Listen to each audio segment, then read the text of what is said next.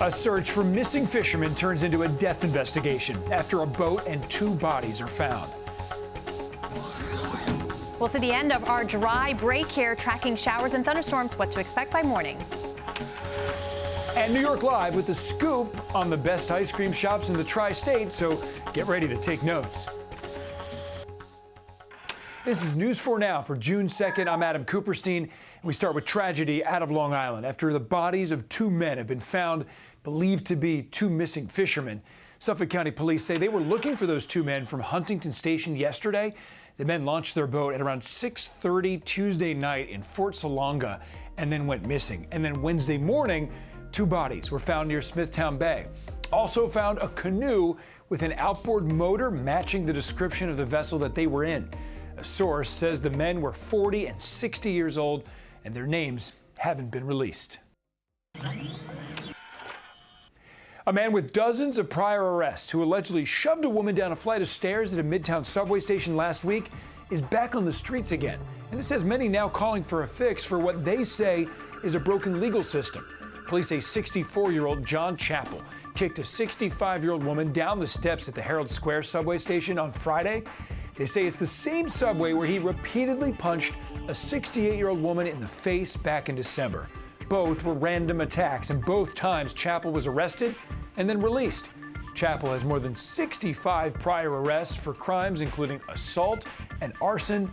His legal aid attorney told the New York Post he wasn't released because of bail reform. She claims the prosecutor requested a cash bail, saying, quote, Mr. Chappell is 64 and frail. He was released to supervision, not held in a dangerous jail where his life would be at risk. Father, get out. Tell father. Come on, we gotta get out. Out. Body cam video has been released showing officers evacuating people from a fire at a Newark church. You can see flames and smoke shooting from the rectory at St. Lucy's Church on Monday. The moment they arrived, police started evacuating people from that building. 2 priests and 8 others got out before the firefighters got there, thanks to these officers. The cause is still under investigation, but one firefighter suffered burns on his ears and neck. Thankfully, everyone else is okay. New York City hit another milestone in its recovery from COVID-19. The percentage of people testing positive for the virus has hit an all-time low at just 0.83%. 2 days in a row, in fact. And according to data released by the state, the city recorded 0 new COVID deaths on Monday.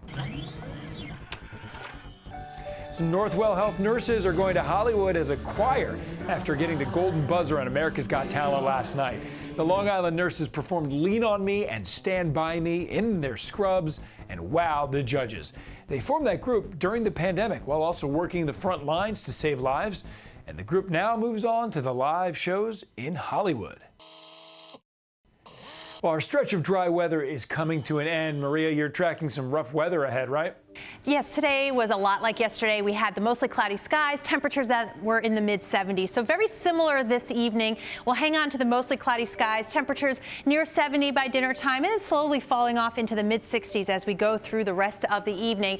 Most of us staying dry over the evening hours, except for the north and west. Looking at the hour-by-hour forecast, the best chance to see some showers, even a few thunderstorms during the overnight. And then by tomorrow morning, we have more widespread showers and thunderstorms possible. So that may mean a slow go of things for tomorrow. As you can see, a lot of orange and yellow and red on there, indicating that heavy rainfall and again, maybe some rumbles of thunder. Otherwise, temperatures we're looking at staying in the 50s, even the 60s, dropping down to about 61 in the city, but do expect a pretty stormy day ahead.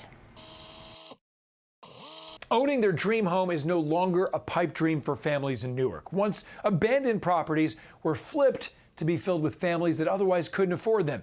And News 4's Phil Lipoff shows us the families handed the keys to their new home sweet home.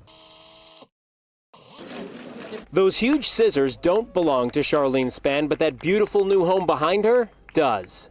And I'd like to thank everyone that was involved in making me and my kids' dream come true. Emotional, standing in front of the house her 4 kids and granddaughter will now call home, made possible by the city's Section 8 home ownership conversion program. We take city-owned property, we turn it over to the land bank. Mayor Baraka explains the land bank, which is a city entity, works with local partners in the economic development organization Invest Newark to take properties that look like this, run down and dangerous, and turn them into homes that look like this for qualified renters coming from public housing. It's breathtaking, it really is. Charlene is a residential counselor helping people with addictions get back on their feet. Fitting, she gets this help in return. Hardwood floors, 4 bedrooms, 3.5 beautiful bathrooms, and for the first time, a backyard. Mom was pleasantly surprised when her 4 kids didn't even fight over who gets what room.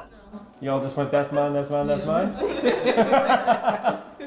It's a beautiful house. Congratulations. Thank you so much. I hope you guys make a million wonderful memories in this house. Yes. That's the plan. With a 15-year mortgage, below market interest rates, Charlene will own her home outright, paying basically what she did when she was in public housing. 2 other families are now homeowners as well through this program that the city plans to grow. Now they have somewhere they can call theirs. All theirs that belongs to them. With 80% of Newark residents paying rent, owning a piece of land here is a big deal. It gives her security to let her know not only that I accomplish it, they could too. Charlene will pay about $1,400 a month for the home now valued at $235,000. So right off the bat, she'll have equity. Mayor Baraka says this program should be a model nationwide. He says every city should be doing this. In Newark, Phil Lipoff, News 4 New York. Well, that's it for now. Thank you so much for watching, and stay tuned next for the latest from New York Live. Over the years, we have covered our fair share of ice cream on this show, from scoops, sundaes, shakes, soft serve, understated, and over the top. But which ice cream shop reigns supreme? The folks at the Daily Meal have scoured the country and ranked the best in each state. So today we are covering the tri-state area, and you are going to want to write these down. In Connecticut, Newton's family-owned Ferris Acres Creamery nabbed the top spot. In New York, bragging rights go to one of our favorites around here, Morgenstern's. But in New Jersey, the top honors went to Cliff's Homemade Ice Cream. So naturally, your girl had to come check it out. Pete, I am so happy to be here with you. We are going to get into your fabulous ice cream shop in just a second, but I want to know your reaction to the news when you found out that Cliff's was ranked #1 in the Garden State by the Daily Meal. It's just such an honor. You know, when you see your name up there on a list like that, it really makes you feel good. Our customers are absolutely fantastic, and throughout this whole difficult time, they've really been here for us. And they're the ones who really earned us this award. Tell me about the people who we can find on the other side. Your 2 kids? Yes, both my kids. My father-in-law is here. My brother and I run this together. My wife. We have some wonderful cousins, and then we just have some incredible employees who aren't family, but I feel like they are. Won't you follow me down? When people come here, what can they expect? Talk to me about the menu. Well, we carry 60 different flavors of hard ice cream. We have 11 different flavors of soft ice cream. We rotate them in seasonally, and we always try to bring new flavors in. I'm going to start with the s'mores because I have heard from some locals around here that this is the #1 flavor to get here. I feel like I've died and gone to ice cream heaven right now. Are you for real? Crooked cookie, okay. You're killing me. Normally, I would feel guilty about indulging in so much. I got no guilt, Pete. There is no guilt. There is none. Good. Pete, please tell everybody where they can find Cliff's and your hours. We are in Ledgewood, New Jersey, and we are open 12 to 10 daily, 7 days a week. We're open all year long. And last but not least, congratulations on being #1 in New Jersey, a title very well deserved. Thank you so much. We very much appreciate it. I'm most proud of watching a young woman find her voice. That bag is my Parkinson's. I beat the heck out of it. We want to make sure that people in the neighborhood have access to healthy food. There's always something good you can do. How awesome is that? Today's Community Connection, sponsored by Optimum, brings us to Norwalk, Connecticut. Just an hour from Manhattan, Norwalk has it all.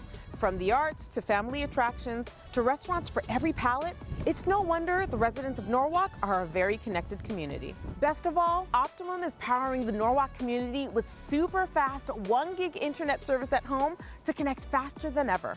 So whether you're thinking of moving here or just coming for the day, there are so many things to explore.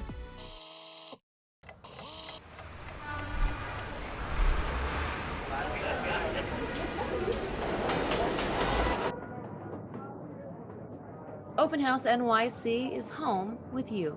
Sundays at 9 a.m.